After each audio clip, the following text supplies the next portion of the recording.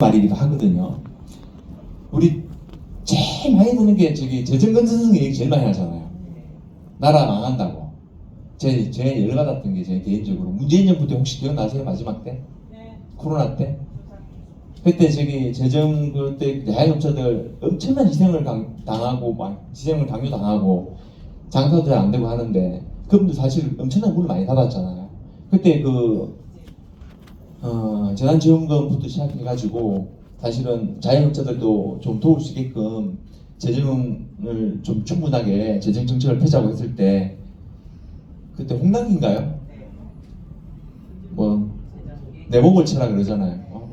곡간지기처럼 하면서 네 그때 진짜 만약에 그때 우리가 제대로 만약에 대응했으면 선거 치지 않았을지도 모릅니다. 예. 우리가 재정건전성 얘기할 때 잘 알아봐야 돼. 성격이 좀 달라요. 우리 국채 있잖아요. 우리나라 국채. 이게 다 국채거든요. 제가 최근 자료예요. 2025년 11월 달까지니까 한 1200조 정도 되죠. 1100조 정도 되죠. 국채 있어요. GDP 대비 얼마 국가 부채 따지는데 이 국채는 95%가 원화표시 채권이에요.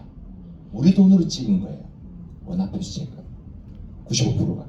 그 다음에 이 중에 1100조 중에 40%는 금융성 채무라 그래가지고 팔면 반대 자산이 있어요. 외평채처럼 달러를 준다든지 자산이 있는 거예요. 엄밀하게 따지면 빚이 아니에요. 그리고 지금 외국인이 좀 많아지긴 했는데 그래도 우리 내국인이 80% 정도 들고 있어요. 지금 정확하게 75% 정도 들고 있는데 이게 80% 정도 들고 있어요. 그 말은 무슨 말이냐면 국채 이자가 나가잖아요. 그거 우리 돈으로 나가는 거예요. 제 국민들 주머니로 가는 거예요.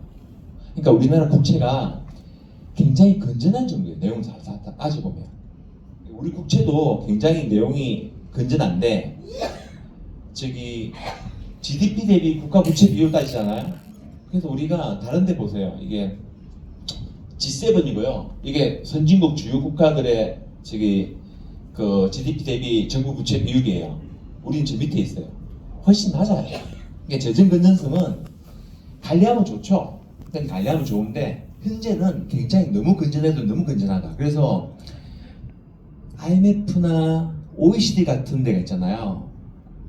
얘네들도 엄청나게 보수적인 동네거든요.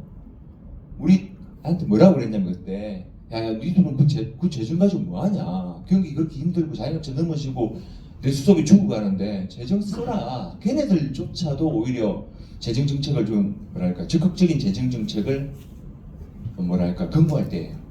근데 우리가 지금 그러고 있었어요.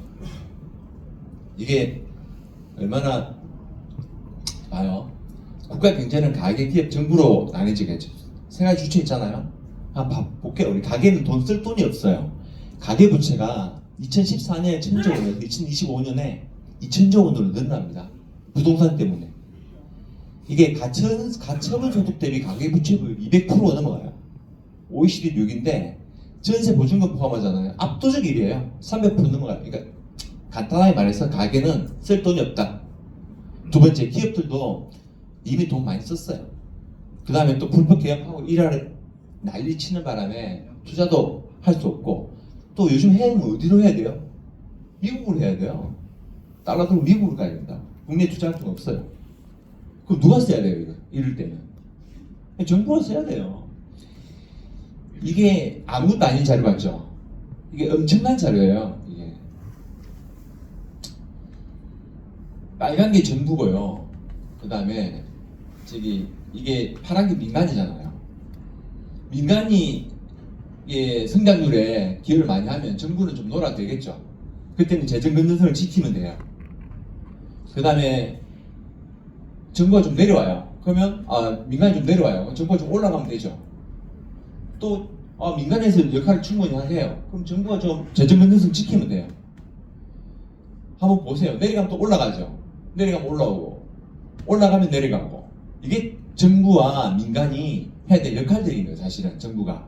근데 보세요. 여기 윤석열 정부 때 한번 볼까요? 이렇게 내려가던데 사에서 이게 또 내려와요.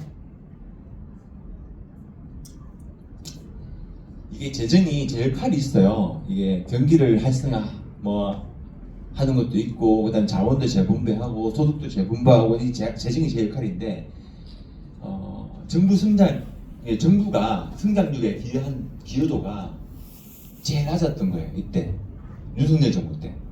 사실은 재정을 포기한 거예요. 재정 정책을. 이게 경기가 무너지든 경제가 무너지든 사실 재정 정책 포기한 거예요. 이유가 있어요. 한번 볼래요? 이게 소매 판매액 지수인데 내수를 볼 수 있는 건데 이게 당분 1회 처음이에요. 13분기 연속 마이너스가 이게 당분 1회 처음 있는 일이에요. 이때 우리가 자영업자 폐업률이 100만 명이 넘어갔고요. 자영업자가 이게 그냥 자연스럽게 감소했어요. 이 정도.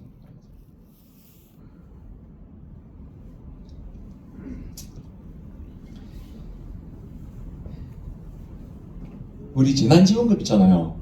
이게 보편적으로 지급할 때 있고 선별적으로 지급할 때 있잖아요. 예. 이거 어때요? 이거? 우리 그때 코로나 때 있잖아요. 한 번밖에 보편적으로 지급하지 않았어요. 나머지는 다 선별적으로 지급했어요. 근데 사실 코로나 재난지원금은 이건 경제정책으로 봐야 되거든요. 근데 사실은 이게 선별적으로 지급하니까 경제 효과가 거의 떨어졌어요. 근데 1차는 굉장했어요. 그때 카드사 가맹점이 매출이 27% 증가했고 전통시장 매출도 20% 증가했고 GDP 규모가 증가하니까 국가 부채도 사실은 늘어나지 않았어요. 엄청난 역할을 했던 겁니다. 뭐 볼게요. 그냥 간단하게 말해서 문재인 정부 보고 뭐 저기 나라 살림 다 퍼다주고 나라 망했다 국간 뭐 다 비웠다 얘기했잖아요. 5년 동안 사실은 319조 원 관리 재정 수주가 적지 않았거든요. 근데 이때는 보시면 알겠지만 코로나 때잖아요. 코로나 때. 근데 윤석열은 35개월 동안 332조가 적지 않았어요. 이때는 코로나도 없어요. 아, 부자 감세예요. 네. 자, 이게 재미납니다. 자, 이게 저는 이제 뭐 저기 아무래도 경제 쪽에 있으니까 기재부 들어가서 맨날 확인하는 것들이거든요. 이게 왜냐하면 전체적으로 막 봐야 되니까. 이게 저기 문재인 정부 때예요. 보시면 자산이 얼마였고 부채가 얼마였어. 그래서 순자산은 506조야.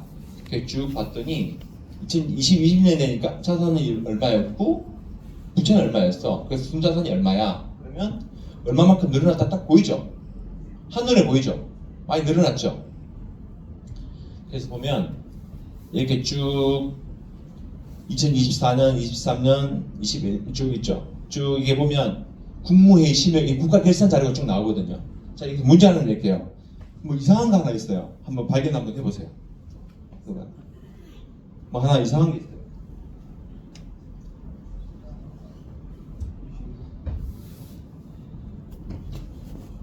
한번 보세요. 예? 손 들고. 예. 맞죠? 22년도가 없죠? 왜 없을까요? 일단 이게 제가 스타벅스 사비로 제가 선물을 좀 준비했습니다. 한 7, 8잔 스타벅스 아메리카노 가능한 거. 네. 네.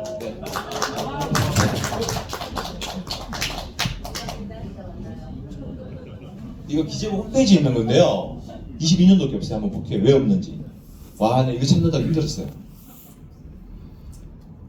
22년도 보니까 나라 살림 결산 결과 세계 잉여금 부칙 1조 이걸로 바뀌었더라고요.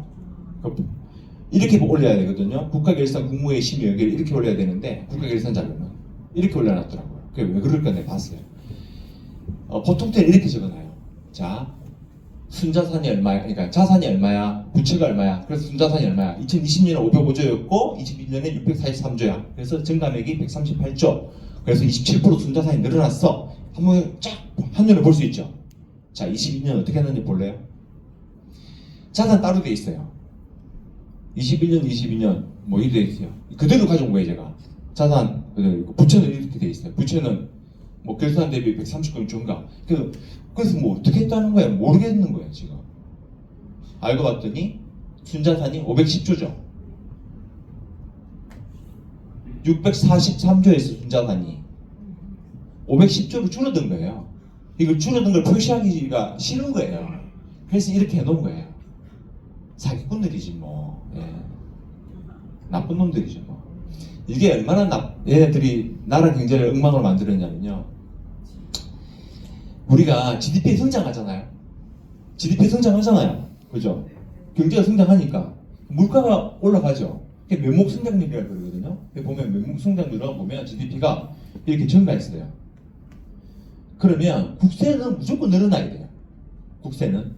근데 국세가 보세요. 쭉 다 늘어나죠. 200조, 뭐 240조, 290조, 340조, 395조 늘어나죠. 근데 보세요. 2024년에 344조로 줄어들어요.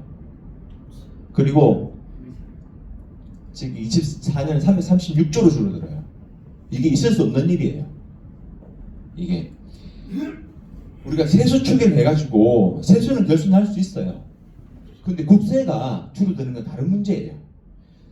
세수를 높게 잡았다가 적어지면 세수가 뭐 적게 재정을 많이 썼는데 세수 들어올 걸 예상했는데 좀 적게 들어왔어. 결손할 수 있어요. 이따 봐. 근데 이거는 다른 문제예요. GDP가 성장했잖아요. 물가는 올랐을 거 아니에요. 그런데 얘는 국세는 왜 다 부자 감세예요? 전부 다 부자 감세예요. 예. 부자 감세로 국세 수익이 400조에서 344조로 준 거예요. 그러면 재정을 못 쓰겠죠. 서민들이 복지나 서민들의 어떤